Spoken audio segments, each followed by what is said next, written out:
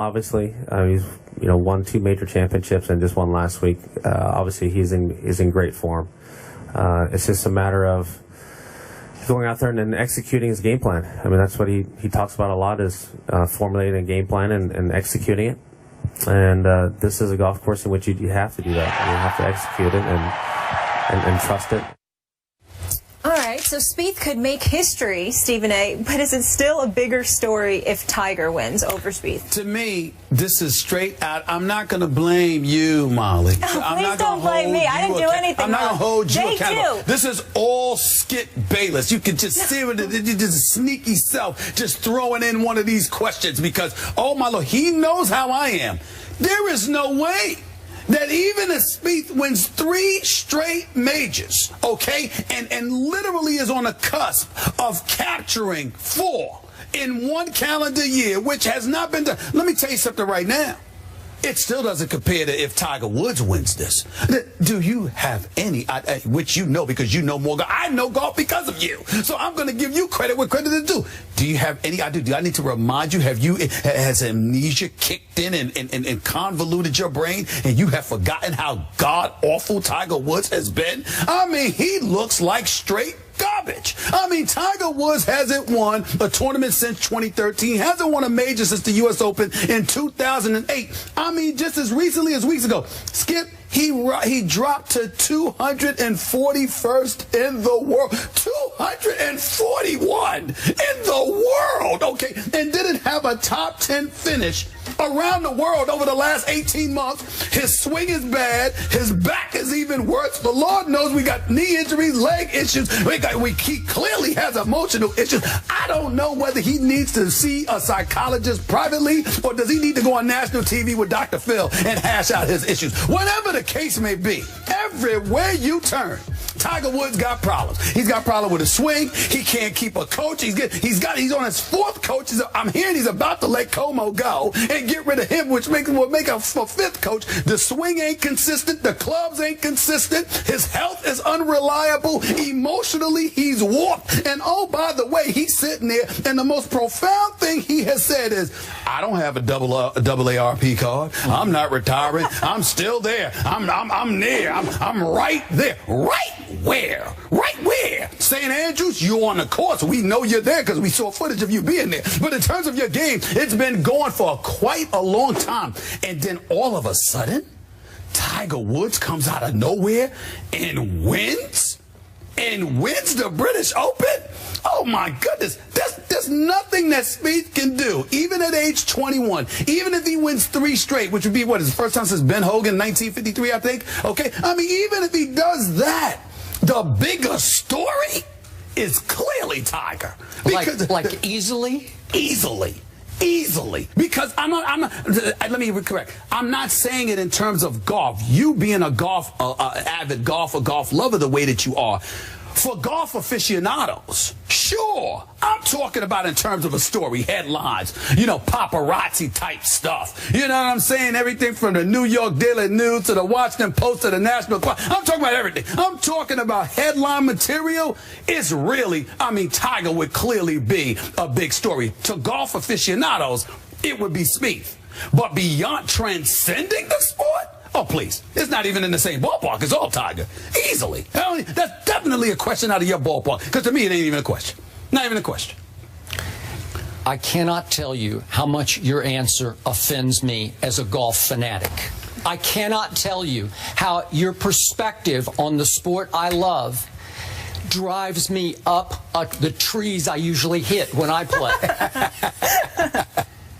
Because for you, golf is Tiger Woods or it is nothing. That's your perspective on golf. I'll explain that in a minute, but go ahead. All right. Your reaction says it all about what's happening right now to Jordan Spieth. Because his performance so far this year is vintage Tiger-esque, but he is not getting the credit for it because his game isn't nearly as spectacular to watch as vintage Tiger's game was back in 2002 when he won the first 2 majors, or that stretch from like 2000 to 2002 when he was the most dominant golfer in the history of this game. But Stephen A. Smith, I know you haven't taken the time to stop and smell these flowers. What Jordan Spieth has done in his first 18 starts of this year is right there with any great streak in all of Tiger Woods' career. Because in Jordan Spieth's first 18 starts this year, he's won 4 times. He's come in second 3 times. He even came in third once. And he won the first 2 majors, and he is now favored, thanks in part to no Rory McIlroy and the British, he is favored to win the 3rd leg of the Grand Slam, as you point out, for the first time since the great Ben Hogan did it in 1953, 62 years ago. And Jordan Spieth, as Molly pointed out to start this off, is 21 years of age. But Tiger Woods' game was captivating. It was scintillating. He was a thunderstorm waiting to happen on the golf course. He was can't take your eyes off riveting. And all I ever hear about Jordan Spieth at age 21, the standard line is, oh, he doesn't do anything great. He just does everything very well. Even though I think he's a great putter, because Tiger Woods in his heyday was the best putter, one of the greatest putters ever. And right now, so is Jordan Spieth for the first 18 starts of the year. I think Jordan Spieth's poise under pressure is great. I'm going to go out on the limb. It's already starting to look all-time great to me, but we need a little more proof there. Right. But because he's not Tiger Woods, and he's not captivating, even though I got to say, the TV ratings for that John Deere and the playoff that he won last weekend, they were pretty good. I think he is starting to move the meter. Will he ever move it the way Tiger did? No, because there's nothing startling about his game. He doesn't hit it off the planet. He did hole out his second shot, I'm sorry, his 3rd shot on 17 the other day for an eagle. I think he is a dead-eye, mid-iron player. Right. So these things, see, you're like, next, you know, show me what else, right? Allow me to help you out, because, you know, you do get a bit emotional about your golf, and I totally understand. You make me emotional. I totally understand, and I appreciate where you're coming from, Skip Bayless. Well, that was the emotional one. But again, we're speaking factually here, and factually speaking, the question wasn't about Spieth's game. The question was about what's the bigger story. So allow me to enlighten you. Our researcher extraordinaire provides me with this information. Woods' Masters Sunday victory in 1997. I believe that was age 21, if I remember correctly. You know what the rating was, Skip Bayless? 14.1 TV rating. Did you know that? I think you did, because you know all of this stuff. Well, second best, as you well know, it was a sociological breakthrough. First black man to win at Augusta. Hey, again, I'm going back. Bigger story, not game. See, you talking about the game.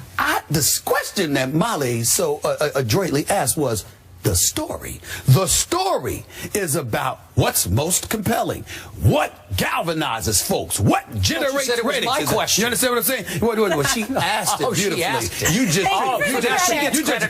You just tricked her into asking it. I'm just breaking it down to you. I just love this homework right here. The second best rating, Skip, was Woods' 2001 victory at Augusta National. That was a 13.3. Now let's go to Spieth, okay? Won his first Masters in April. What was that number, Skip Bayless? 8.8. You see the difference? It's like 6 full points. So now, what do we get to? What we're talking about is this. You being a golf lover, going to your country clubs or wherever you go in Bristol, Connecticut. I play at public golf courses. Well, you know, you do that I'm a man of the people. But let's not He's act not like... Hollywood, Stephen A. Please, look at that suit. The man is Hollywood, okay? Let's stop it, all right? We all know what time it is. You might go to the public course in Bristol. You at the country clubs everywhere else. Stop it. Hey, Ernestine, don't make me call Ernestine now. So here's the deal. By the way, you'll call Ernestine. Thank you so much. Here's the point, Skip Bayless. I tried to tell you this on many occasions. When you look at the sport of golf and you look at a guy like Jordan Spieth, I recall you talking the same exact way about Rory McIlroy. You know, in terms of the greatness, the potential that was there. Could he be the next Tiger? We had that debate right in Bristol on the set. I am simply saying to you, when you talk about all of these guys, you talk about golf. When you talked about Tiger Woods, you talked about so many different things. And it wasn't just his golf. It was the impact he had on our society, how he transcended the sport, etc. Because whether America wants to accept it or not, when we're watching everybody else, we're watching golf. When we watch Tiger Woods, we think about a potpourri of things. Because Tiger Woods was, even though there were those who preceded him, when it comes to Tiger Woods, folks outside of the white community felt welcomed. When it's without Tiger Woods and we're watching golf, a lot of folks, unless you're a golf aficionado, you don't necessarily feel invited. I'm not blaming anybody for that. I'm not saying it's a negative. I'm saying it is a reality. When you are watching all of these other golfers, it just gives the way they are celebrated, the way they are talked about, the stories that circulate, etc. You just get the impression it's that little old boys club, that little cocoon, and this is what we do. Now y'all can watch from afar, y'all can watch from a distance, but this is what we do. Whereas when Tiger is playing, everybody feels invited, and that is why Tiger Woods would be a bigger story than Spieth.